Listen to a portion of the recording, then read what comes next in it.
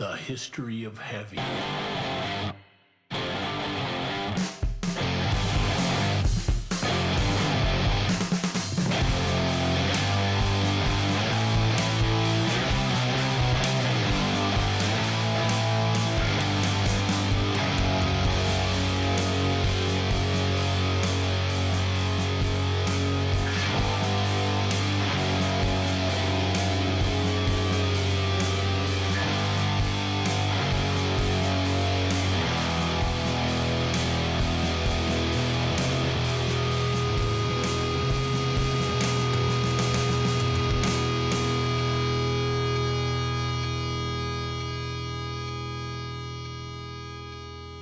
Hello and welcome to episode 11 of the History of Heavy podcast. This is the show where we trace the chronology of heavy music across genres, song by song.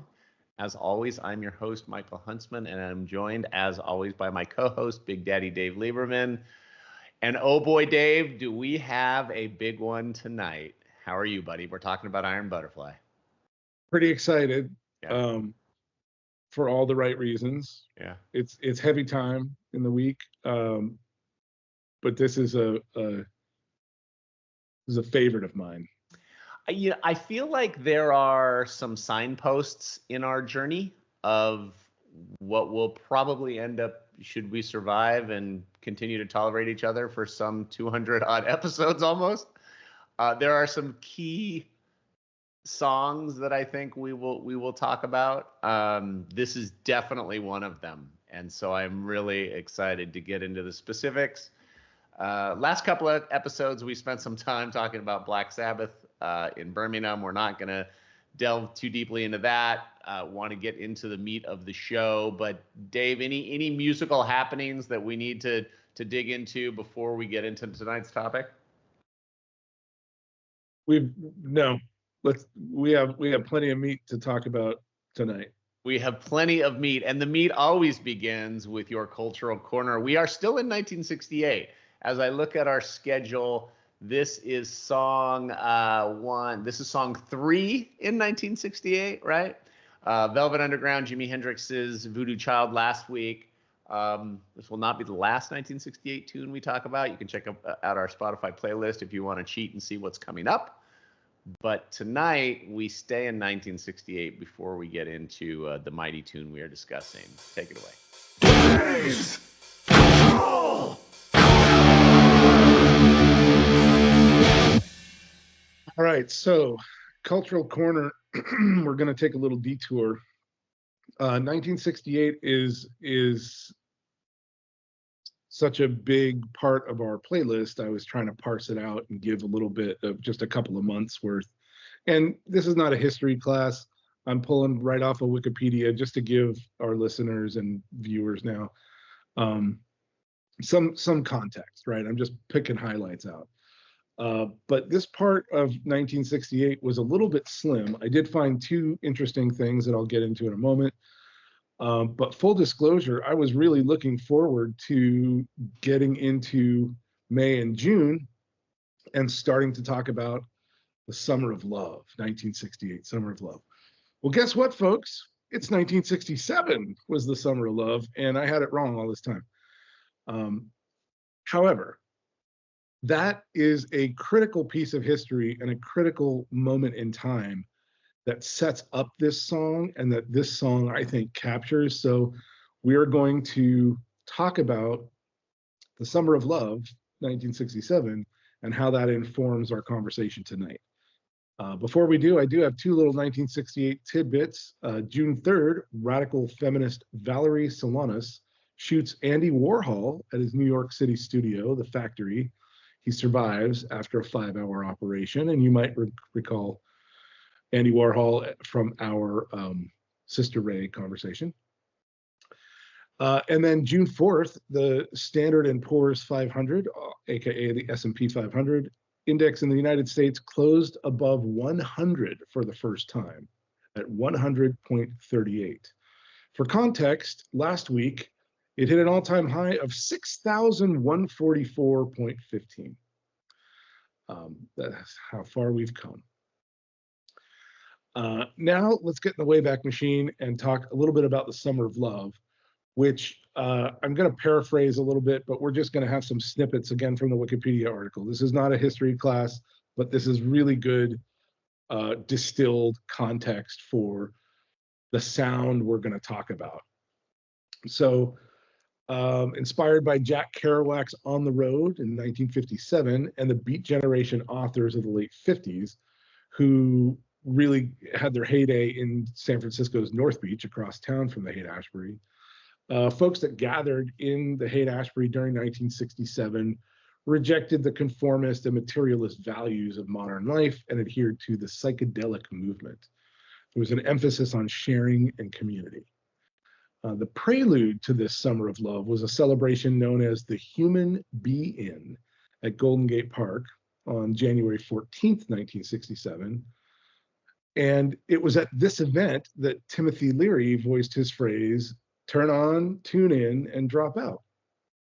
This phase helped shape the entire hippie counterculture as it voiced the key ideas of the 60s rebellion. And those ideas included experimenting with psychedelics along with communal living and political decentralization and dropping out of mainstream established society. The musician John Phillips of the band Mamas and the Papas wrote a song, San Francisco, Be Sure to Wear Flowers in Your Hair, for his friend Scott McKenzie. It served to promote both the Monterey Pop Festival that Phillips was helping to organize and popularize the flower children of San Francisco. So that was released May 13th of 1967, and it was an instant success. And by the week ending July 1st, it reached number 4 on the Billboard Hot 100 in the US, where it remained for 4 weeks. It also charted number 1 in the UK and much of Europe, and it was purported to have sold more than 7 million copies worldwide. So this is entering into the Summer of Love, 1967. Psychedelic drug use became common. Grateful Dead guitarist Bob Weir commented, Haight-Ashbury was a ghetto of bohemians who wanted to do anything. And we did, but I don't think it has happened since. Yes, there was LSD, but Haight-Ashbury was not about drugs. It was about exploration, finding new ways of expression, being aware of one's existence. Sidebar, I worked on Bob Weir's Tesla once. No. Huh. What do you think he's doing with that Tesla now? You think Bob Weir is still driving a Tesla? Did Bob Weir pass? Is he still alive? No, he's around. Okay, so I wonder if he's still driving a Tesla, given what we know today about. It's a really good question. Yeah. Actually, that's a very, very poignant question. Today's utterance of the word is a different connotation than it was in 2018 when I was there. For sure. So after losing his untenured position as an instructor on the psychology faculty at Harvard University, Timothy Leary became a major advocate for the recreational use of psychedelic drugs. And after starting taking psilocybin in the late 50s, a psychoactive chemical produced by certain mushrooms that cause effects similar to those of LSD, Leary endorsed the use of all psychedelics for personal development. On the West Coast, author Ken Kesey, prior volunteer for a CIA-started LSD experiment in 1959, advocated the use of LSD. And soon after participating, he was inspired to write the best-selling novel, One Flew Over the Cuckoo's Nest. Subsequently, after buying an old school bus, painting it with psychedelic graffiti, and attracting a group of similarly minded individuals he dubbed the Merry Pranksters, Kesey and his group traveled across the country hosting acid tests, where they would fill a large container with diluted, low-dose form of the drug and give out diplomas to those who passed their tests. Along with LSD, cannabis started to be much used during this period. However, new laws were subsequently enacted to control the use of both drugs. The users therefore often had sessions to oppose the laws, including the Human Be-In, referenced above, as well as various smoke-ins during July and August. However, their efforts at repeal were unsuccessful. At the time, spoiler alert, there's a dispensary down the street. How far we've come. By the end of the summer, many participants had left the scene to join the Back to the Land movement of the late 60s, to resume school studies, or simply to get a job. Those remaining in the Haight wanted to commemorate the conclusion of the event, so a mock funeral entitled The Death of the Hippie ceremony was staged on October 6, 1967. In New York, the rock musical drama Hair, which told the story of the hippie counterculture and sexual revolution of the 60s, began off-Broadway in October 17th of 67. So that is this cultural background that happened the year before we're going to talk about, and the year before this song was released. But I did come across this snippet that said Jeff Beck claims that when he saw Iron Butterfly perform at the Galaxy Club on Sunset Boulevard in LA in April of 1967, half a year before the band recorded their first album, their entire second set consisted of a 35-minute long version of In-A-Gadda-Da-Vida. So this song was living its life in that 1967 zeitgeist, that summer of love zeitgeist. And zeitgeist, I think, is the right word for this, because it was just such a powerful groundswell of cultural confluence, where literature, writing, poetry, the Beat Generation, music, philosophy, religion, all of this stuff was happening. This is when the Beatles were exploring with what's his name? The Maharishi? Yes, the Maharishi, the guru that they were exploring with. And this was happening everywhere. And this is the cultural underpinning of the conversation we're going to have tonight. So I thought it was really important to get that on the record before this conversation. But with that segue about about Jeff Beck seeing them in LA and knowing that this song was being performed and written prior to the release in 68, I will hand it over to my brother Mike. Yeah, good job on the throw corner, Dave. Yeah, this is a very interesting song in the context of the summer of love transitioning into the aftermath, let's call it, of the 60s and the hippie culture. But I'm going to take you to the summer prior to the summer of love. That would be the summer of 1966, where Iron Butterfly forms in San Diego, California, of all places. They began playing regularly in the local scene in San Diego that really didn't amount to much. Very small music scene, kind of not notable at all, other than later being the home of Rocket from the Crypt and Dave Lieberman. But beyond that, Iron Butterfly decided to sow their oats and really make their name, as many do, a little further north in LA, where they moved toward the end of 1966, and as Dave mentioned, began playing regularly at local clubs, including the Galaxy and the Whiskey A Go-Go.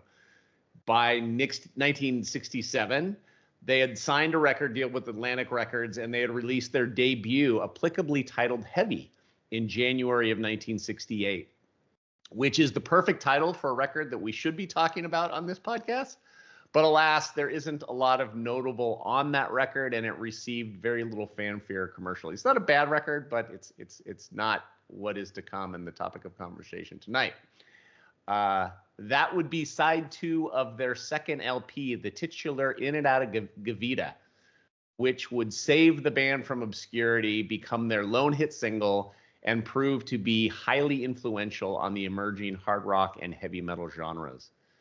The song was written in the band's very early days, while still in San Diego, by singer and organist Doug Ingle, while completely inebriated from drinking red wine.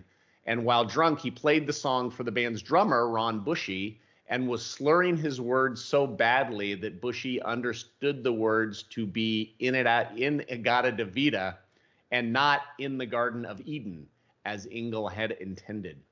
They both thought it was catchy and unique, and so they decided to keep the song's odd title. It quickly evolved from the minute-and-a-half love ballad that it began as into an epic jam that, as Dave mentioned about Jeff Beck singing at the Galaxy on Sunset, those jams would last upwards of 35 minutes during Iron Butterfly's live sets. The recorded version, however, would be trimmed to a tight 17:05 and feature a 2.5-minute drum solo as what would typically be the bridge in a song. And again, the recorded version took up the entirety of side 2 of the band's second album, which is also again titled In-A-Gadda-Da-Vida. A 3-minute version of the song would be released as a single on July 31st, 1968, and become the band's only song to crack the top 40. On the strength of the song, the album would go 4 times platinum, so that's a pretty successful single. The song notably appears in the 1986 Michael Mann film Manhunter, and was covered by Slayer in 1987, very memorably, in the Bret Easton Ellis penned film adaptation of Less Than Zero. Ringo Starr has said that Bushy's drum solo from the song was his inspiration for Ringo's solo in the Beatles song The End from Abbey Road. And in 2009, VH1 named the song the 24th greatest hard rock song of all time. Of course, hard rock and heavy metal certainly do not sound the same without this song. And Dave, shit just got heavy. We're talking about In-A-Gadda-Da-Vida. This song needs probably the least amount of through line explanation as to why it's on our list of any we've talked about thus far. But let's begin, as I always like to begin, with your history with the band and this song in particular, and kind of bring us up to date on your listening habits of this song at this point now, all these years later in 2025. So I do have a relationship with this song, and this is a song that I got turned on to in the early 90s when I started getting turned on to a lot of metal. Which is weird because I had already gotten out of high school then.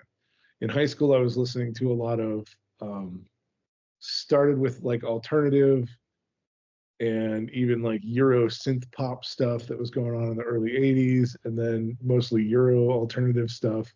Call it what we called college radio at the time, things like REM and the Pixies, but a lot of punk rock. And towards the end of my senior year, I got turned on to Metallica, and your head exploded. Yeah. And then when I graduated and I worked at this Easter Seals camp kitchen, the Sub Pop happened. The Sub Pop label exploded. My buddy went to downtown Santa Cruz to see Dinosaur Jr., which has come up in our conversations before. And he's like, dude, I saw this band open for them. They were really good. I got their demo. It's called Nirvana. And we started listening to a bunch of Nirvana and Mudhoney and the Dwarves and a bunch of the Sub Pop stuff. And one of the other guys in the kitchen was like, sounds a lot like Black Sabbath. I'm like, what? And we started listening to Sabbath, and my whole life changed. Uh-huh. Shortly after that, I joined the CD club, BMG and Columbia Records CD clubs. And there were some ways you could get a little scammy with them and sign up, and you get a whole bunch of CDs, and then you're committed for a little bit, and then you can sign up a friend and they get a whole bunch of CDs and you get a whole bunch of CDs. Well, I became my own best friend and had a couple of addresses, and didn't we all? Yeah. Right. This is just a little minor mail fraud that we were all doing back then. And in that batch, I got, as a cliche, I heard that this song was this silly song, and got this album and fucking loved this song. It was good. It was good. It spoke to me. I was 17 getting out of high school and 18 going into college meeting you. It was in that era. And so that's when I first got turned on to this song. And there's a couple other songs on the album that aren't bad. One of them is pretty good, but this song is just so, it's got a catchy hook. It's got a great riff to it. And Jesus Christ, it's got everything. It's got everything. There's an organ solo, there's a guitar solo, there's a drum solo. All the solos. There's like effects space, just like feedback, not feedback, but just like effects. You can see the Austin Powers-esque background, like lava lamp projected on the background of the stage. I mean, it just, you can taste it. You can taste the music. It captures what I imagine. It captures my imagination of that era in a way that the only other experience I've had like that is listening to the Beatles. Listening to the Beatles makes me nostalgic for the 60s, but I wasn't there, right? And it's such a powerful thing to can in a song, in a band, in a sound. But this song does the same thing. And it's the only other one like that I can think of. It has some adjacent to Cream, Sunshine of Your Love. It's got a kind of a very similar riff harmony situation going. But the composition, it is a composition.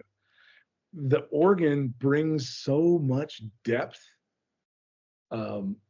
Doug's vocals are so deep and ironically very clear for having slurred it the first time around. The drum solo is incredibly expressive. It's very Neil Peart, I learned it's pronounced. You hear all these different voices in the drums, and it's not just a vomit of virtuosity. There's a lot of room in there, but holy crap. And the bass is that very clean 60s bassy bass. Everything about the song is heavy, and there's a lot going on there, but it's all this composed harmony of elements. It's very gratifying to listen to. So this is on current playlists of mine. This song, that was a long answer, but we got a lot to talk about. We do. About this song. I have a relationship with this song. Yeah. It as you talk about it so emphatically being a composition, it's one of the few songs I can think of that is definitively a composition while simultaneously being a jam. Right, Which is pretty amazing. This song, to me, just in terms of my history with this song, is I think on the Stones episode when we talked about Satisfaction, or it might maybe even on the Louie episode, talked about these songs that are sort of like wallpaper that just have always seemed like they've been around, and I can't necessarily pinpoint when I first heard it. I feel like In-A-Gadda-Da-Vida feels like it's always been in my life. I'm sure I was, my sisters are 11 and 13 years older than I am, so they were listening to this kind of music when I was a little kid, So I can't remember first encountering this song, but I do remember when I first became aware of Iron Butterfly, and that would have been around 1982 or 83 when I had become obsessed with Iron Maiden. And that obsession was very deep and strong very quickly for me. Love that band. We will talk about them many episodes from now. But I remember getting rapturously involved with Iron Maiden, and the fact that there had been this band called Iron Butterfly previously coming up, however it came up, and kind of scratching my head about what are they like. And then I can very much remember feeling like going back and going, oh, that's that song, and feeling like, oh, that's like old. I don't even know what I would have called it necessarily in terms of genre or whatever, but compared to, Killers and Number of the Beast, that felt like old timey music almost. So I didn't give it much thought, good, bad, or indifferent. But the song has never kind of left me, and my love for it kind of expanded in 1987 when Slayer covered it, because by that point I was insanely obsessed with Slayer. Rain and Blood had come out in 1986. I saw them on that tour, deep, crazy Slayer head, and so that made me go back. And so I've had these touch points that have reminded me of Iron Butterfly, and over the last 20 however many years, as I have grown increasingly in love with all things stoner rock and stoner metal, from Caius and everything that was happening in the desert, to Sleep in San Jose, to Soundgarden in Seattle, and Tad, and all the grunge stuff you mentioned earlier. And of course, all coming from the great Black Sabbath, despite the fact that I have never consumed marijuana one time in my entire life. I became obsessed with that music, and Iron Butterfly was again kind of reintroduced to me. So they are kind of part of my musical tapestry without me having to try. Like, they're just around in a very comforting way. But interestingly, well, not interestingly, because I think this is most people's relationship with Iron Butterfly, it's only this song. I had never heard the album Heavy, again, their debut, which came out before In-A-Gadda-Da-Vida. I had never heard that record until 3 days ago when I was preparing to talk about it on this episode. It's really good. But, I remember very clearly, as I was starting to discover Bob Marley, which is many people's entree into reggae. And a friend of mine saying, I don't listen to reggae that much. So when I do, but I have Legacy, Bob Marley's compilation record Legacy. So I have that, and I just have that I need to go to when I want to listen to reggae. Now, that's a genre, and reggae is amazing, and it spans well beyond Bob Marley. But for Iron Butterfly, it's like, I have In-A-Gadda-Da-Vida. It's 17 minutes long. If I need to hear Iron Butterfly, that's really all I ever need. I'll just go to that. It really is its own greatest hits. It really is. And, it's satisfying. In those 17 minutes, it kind of satisfies every itch. And you've touched on a lot of it, from virtuosic soloing to a real danceable groove, to a real sing-songy chorus, to like an intense heaviness that makes you want to, at the same time, chill and run through a wall, which I don't know how they do that, but they do that. It's sort of like tick, tick, tick. They spend 17 minutes with it, so you have time to do both. That's right.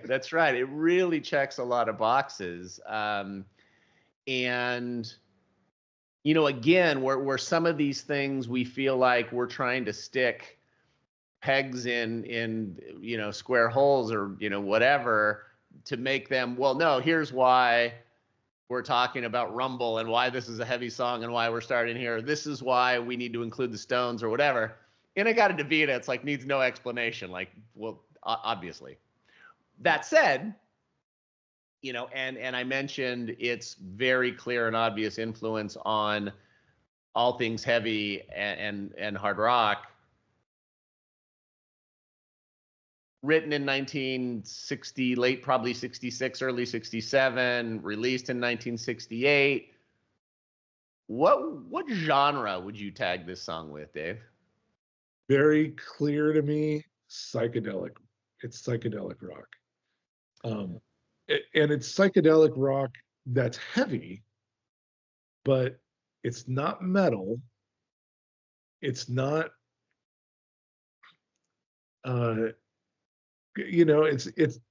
it's reduced to psychedelic because it's not exactly, and it's not exactly, and it's not exactly.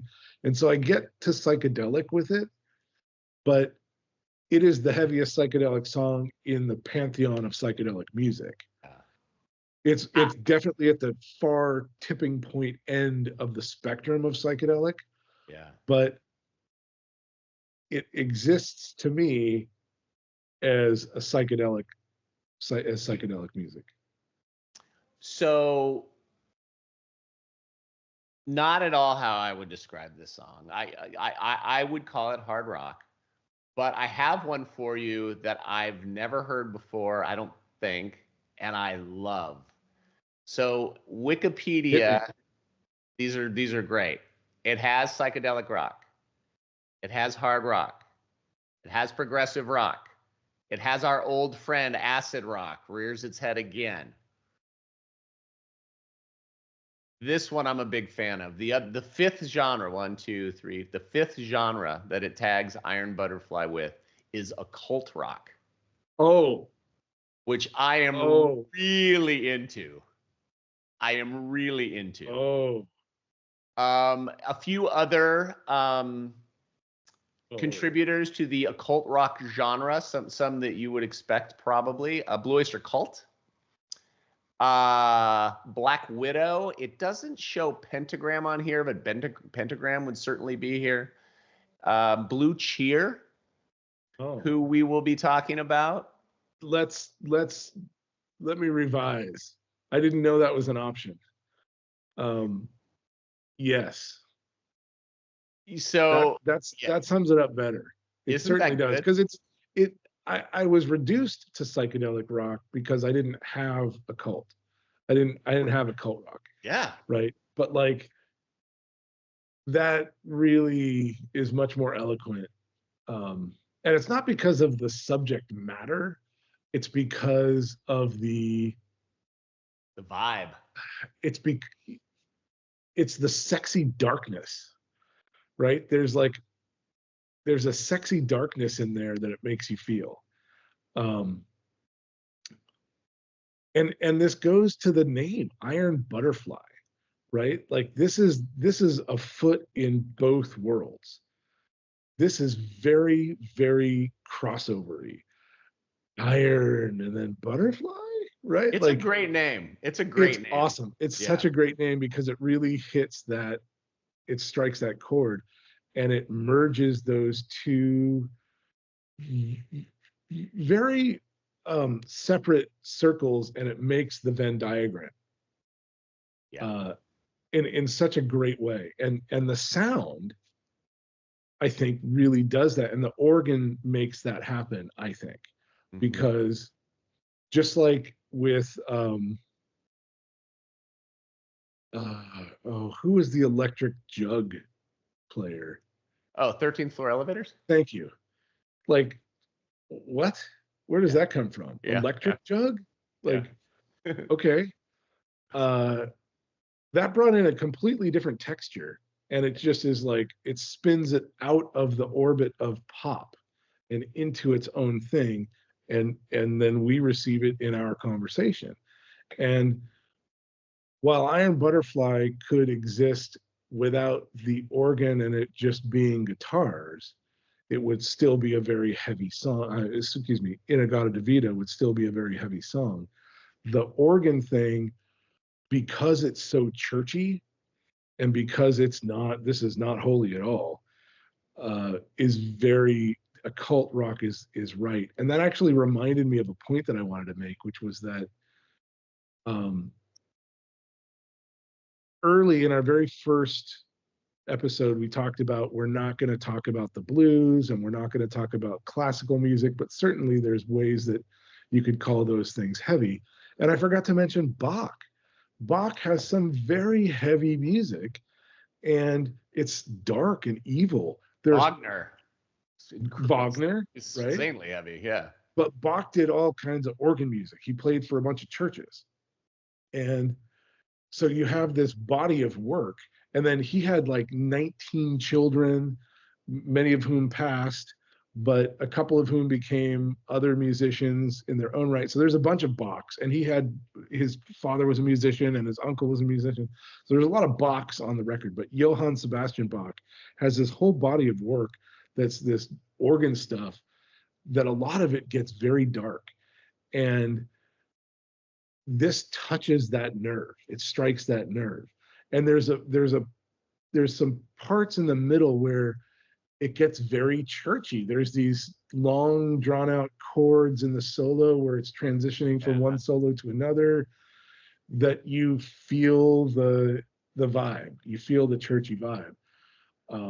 But because it's electric and because it's groovy, I mean, it's groovy. It's got this groove to it. It's occult rock is really the right place to put it. Yeah, it's a new place for me, but that's the first stepping stone on the I love path. it. I love it.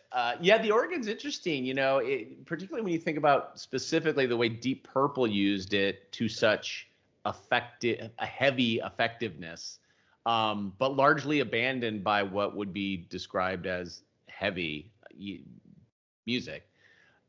But I think that the classical comparison is an interesting one. It touches on what I wanted to ask you about. You know, we have talked a bit about how slow and prodding obviously lend themselves to heavy more than kind of fast and blistering, you know, more again, metal than punk.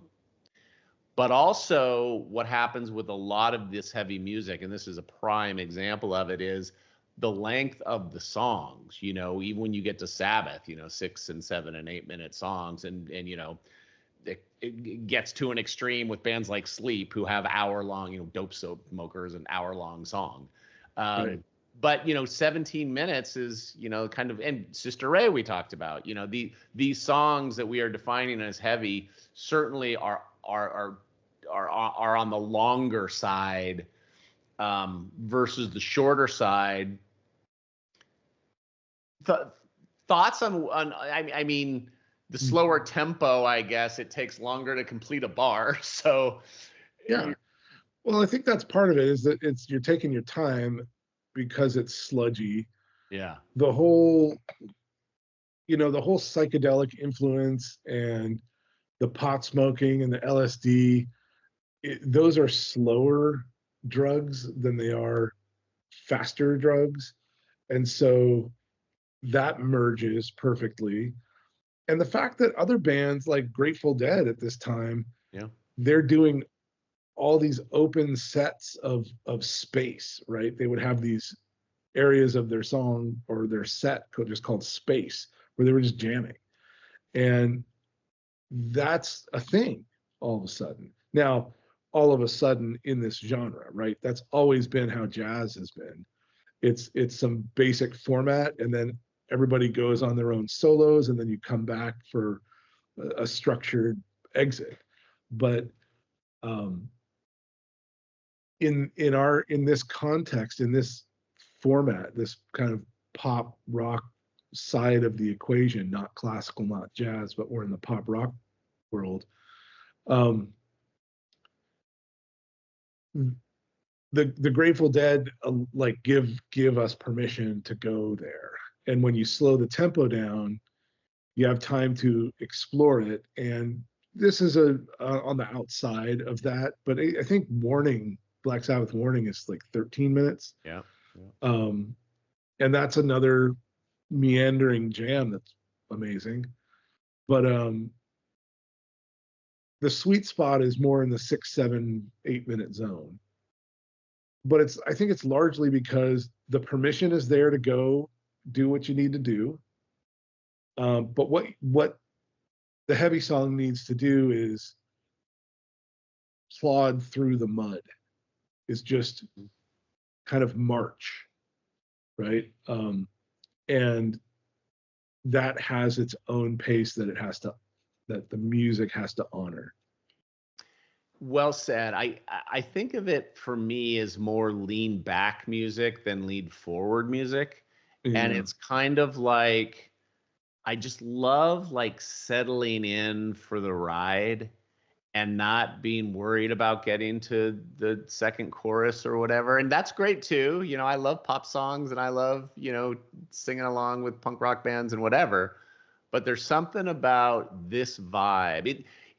It's why I always rub up against the term psychedelic rock, because it, to me, and this isn't right, this is just how I classify psychedelic rock. When I think of psychedelic rock, I think about the Dead and Jefferson Airplane, and you know, like sort of that vibe more than I think of heavy, you know. And again, you know, we talked about the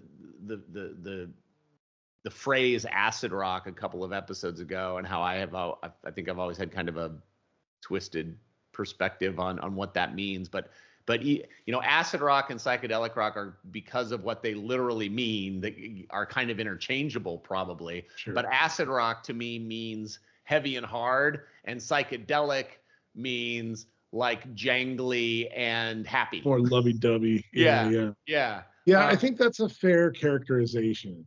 Um, yeah, I think that's a fair characterization. Let me ask you this in terms of the length of In-A-Gadda-Da-Vida. For you, would it be a better song without the drum solo? No, Yeah. no. Yeah. And it's funny because I really want to honor the drum solo. It is so expressive. And I said that before. But what I mean by that is that it's not a performance of skill in speed. It's a performance in skill in technique. And it's allowing us to hear the range. There's a lot of different rhythms. He's playing with rhythms in there, and there's this kind of call and response that's happening. And there's different tones, there's different voices of the different drums, and you get to hear them. And too often, in a good drummer will bring all of that to a song, and it kind of gets lost because there's the timekeeping and a great guitar player and a singer who's screaming over it. And so there's other things to get distracted by that may be equally good or arguably better, but you don't get to experience the drummer's drumming. And even Neil Peart was a virtuoso. Like, his solos were very melodic. They were very melodic. That's the right word. And he did play with rhythm as well too. But there was a little bit more showmanship, virtuosity, whatever you want to call it, on display, which I am not disparaging at all. I am only saying it to compare. This isn't that. And there's something to be said for the not that. Very few people can pull off the Neil Peart thing. Very few. I think a lot of people could probably do this, but you never hear it. You don't get to hear that. You don't get to enjoy that. So it's such a nice treat to be able to have a drum solo that allows you to kind of float. It's not hurrying you through all the fast, cool technique stuff. And that's something that I see when I watch drum solos. It's like it gets faster and faster and faster. And you're like, wow, look at that. And that's okay. But this is great because he's just like, nope, I'm just going to sit right here and explore all these things right here. For me, what it is playing to the song and context. I fucking hate drum solos. I hate solos in general. 70s arena rock solos where everybody leaves the stage and then Alex Van Halen plays a 20-minute drum solo, or even Eddie, I mean, Eruption aside, even Eddie Van Halen, everybody leaves the stage and he's spotlight on Eddie, and he's so like, it's the most self-indulgent, boring shit ever. I like solos in songs. A drum solo in the middle of the song is broadly, in my opinion, an awful idea. But here it works because he's playing to the song. And again, it's that lean back and go on this kind of ride with us thing. And it's not let me show you how many triplicates I can play in every bar. It's like, let me maintain this mood and energy for as long as we feel good about this mood and energy. And it's going to be a while before that leaves us, and we're going to switch it up. Right. You know, I mentioned the Slayer cover. You know, when that came out, I was like, oh, that fucking blows away Iron Butterfly's original. This shit's so heavy. And, you know, they got rid of that fucking drum solo. The song's fucking, you know, rah. And now it's like, just like most, it's good. I really enjoy it. Slayer's fucking one of my favorite bands. They're amazing. But it's nowhere close to Iron Butterfly's original. And I really wish Slayer would have covered it when they were in their Hell Awaits phase and they were writing like 10-minute songs, but they covered it when they were in their Rain and Blood phase and they were playing really short songs. But to me, that's a really good sort of comparison of like, nobody's heavier than Slayer, but it's a real clear indicator to me when you play those two side by side of what makes In-A-Gadda-Da-Vida heavy.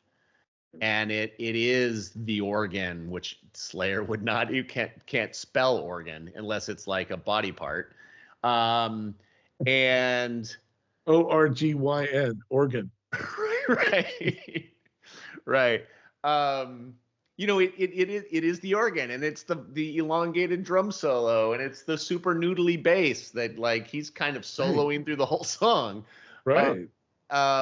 It's all of those parts. It's, you know, again, we talked, and we'll reference this a lot as we go through our episodes, but we talked either last episode or the one before that about Bob Mould, and every time a beat of his sweat hit the stage, another alternative rock band was formed.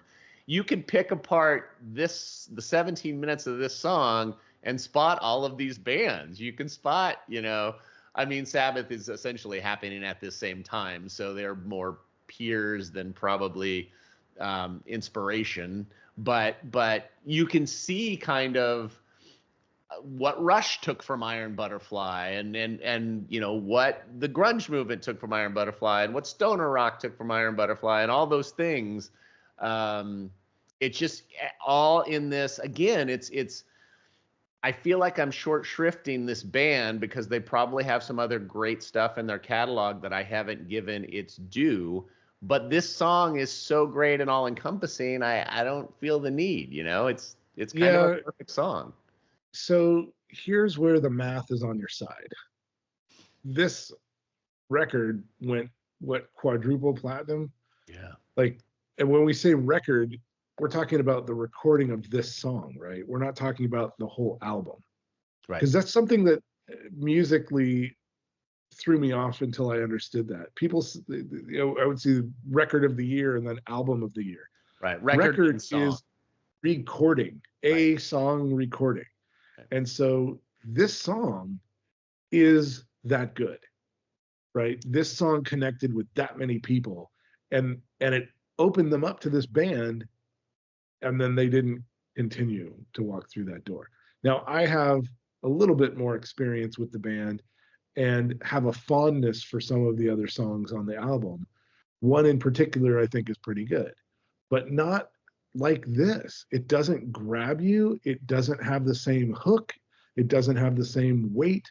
It has a little bit of the same, it has some, it's a ripple.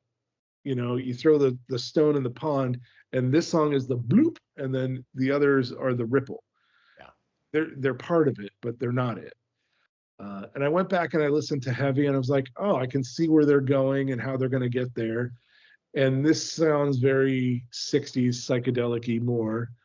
And I like a lot of the sound in there, but nothing grabbed me. The first time I heard this song, it grabbed me, and it held me the whole time. Yeah. And that's the weight. That's the mass that has the weight, that has the orbit, that just sucks you in. Yeah. It's kind of interesting. We've talked a lot about the length of the song. We've talked a lot about the instrumentation, the drums in particular. Um, the vibe of the song. Maybe the two most important things about the song that we really haven't touched on are the riff, which is fucking great. Again, very like Sunshine of Your Love, which you talked about a little bit. Fucking great, immediately hummable, and the vocal melody. That is an earworm immediately. In-A-Gadda-Da-Vida. That's like Oh yeah. immediately. Oh It's yeah. it. And it's Well, and it's his not. voice is so strong. Yeah. His voice is an anchor in there too. And the organ has high notes, but his voice is deep and clear and strong and Yeah. helps center that weight. Yeah. Yeah, this for everything we just said, vocal melody, guitar riff, great vocal, killer playing. It's all Black Sabbath, right? It's all leading to the things that make Black Sabbath great, and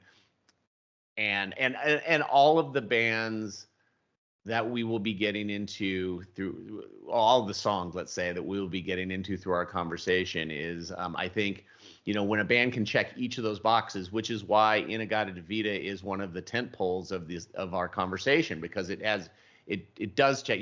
Ascension is awesome. You're Gonna Miss Me is awesome. Louie Louie is awesome.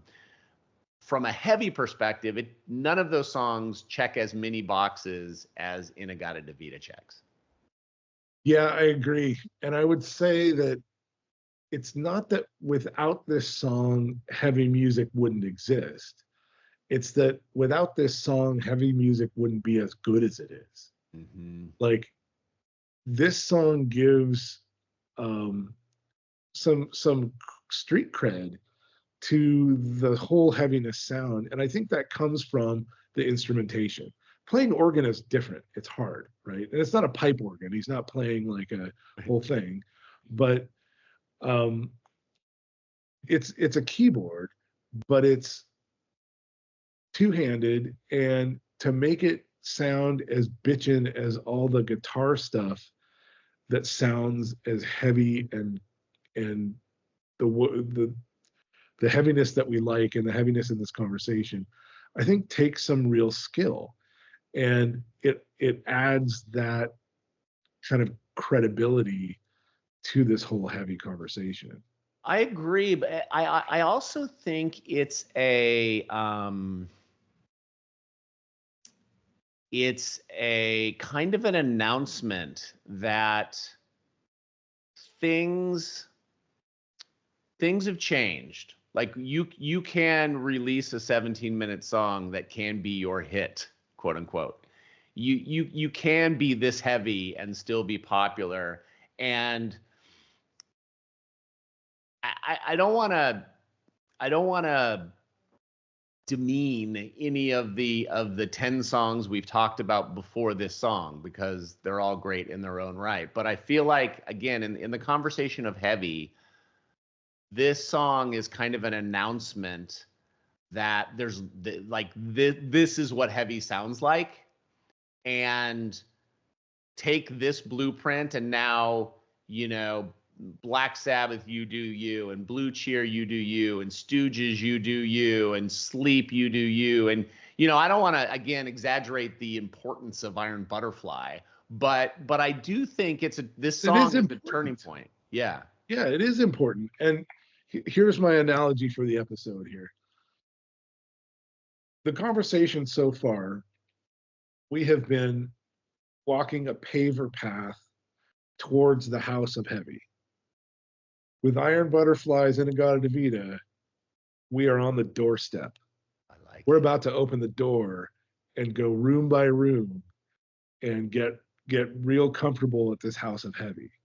But we had to get here, right? And from back there on the curb, you can see the house and you can see the pavers. And as you get closer, but we're about to get in the house.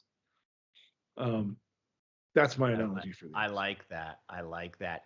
The other thing, and then we can wrap it up. We'll do song v song, and then we'll wrap it up. But the other thing that I think that they have, specifically with the Sonics, Iron Butterfly has this in common, and I think that is thousands of kids that heard In-A-Gadda-Da-Vida went, I want to do that. Right. And picked up guitars and went into their garage. I guess in the case of the Sonics, hundreds of kids or dozens of kids. Sure. But in the case of Iron Butterfly, thousands of kids went, I want an SG, or I want a Ludwig drum kit, or I want a Fender jazz bass, or okay, Mom, I'll practice my piano because now I know what I can do with that, right? Like, all right, Mom. Right. Okay. Every week we each pick a champion song in a segment we call Song v Song. These are songs that we have that have done battle for us against past episode songs. I never do a good job of explaining Song v Song, but it'll make sense soon enough. Dave's current champion is Sunshine of Your Love from episode 8. My current champion is Jimi Hendrix Voodoo Child from last week. But I have a feeling things are about to change. I'm not going to speak for Dave, but Iron Butterfly is my new champion, Dave. How does In-A-Gadda-Da-Vida fare against Sunshine of Your Love? I'm going to be honest. It's a 10 round fight. Yeah. But Iron Butterfly takes it in the 10th. Yeah. Of the 150 whatever songs we're talking about doing, if I were to rank them in just order of my favorite, I don't know where In-A-Gadda-Da-Vida would rank, but in the conversation of heavy, it's going to be a really hard song to knock off for me because it is that big and intense and important. Yeah, here's the problem. We're about to open the door of the House of Heavy. Like, they all get real heavy now. Well, interestingly enough, Dave, next week, episode 12, we're going to talk about one of the, the more famous heavy bands of all time. That would be the Beatles. Yeah. A surprise participant in the history of heavy conversation, certainly relevant to the psychedelic rock conversation. And as I have mentioned before, as we've teased the Beatles episode, not a lot of their music, maybe my all-time favorite band, but not a lot of their music would make the conversation. But I Want You, She's So Heavy from Abbey Road certainly does. So that will be the conversation next week. I am looking forward to it. That will be a good one. But man, Iron Butterfly was a lot of fun. So that was a good 17 minutes and a good, 40 minutes. Gonna have to edit this one. We promised we were gonna shorten them. Well, we'll see. We'll see how that goes. Thanks for listening, everybody. Very good job. Check us out on Instagram and on Blue Sky. Subscribe to our YouTube channel. All that good stuff. Thank you for listening. Just keep it heavy. Okay. Thank you. Bye.